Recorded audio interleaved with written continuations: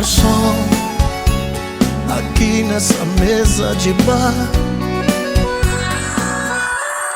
Cabaré parte 3.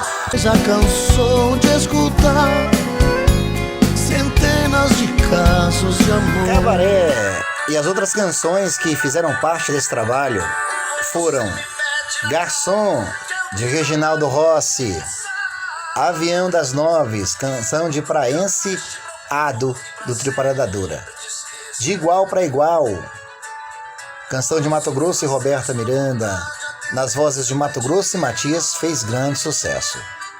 Liguei para Dizer Que Te Amo, canção de Aladim, J.A. Longo, Monte Alve, sucessos nas vozes de Alain Aladim. Amargurado, escrita por Tião Carreiro e Dino Franco, sucesso na voz de Tião Carreiro e Pardinho.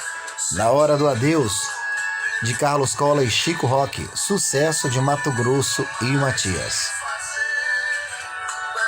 E esse foi um dos trabalhos mais significantes da música sertaneja, que remete a clássicos e até hoje faz um grande sucesso no meio da moçada aí que curte a boa música sertaneja.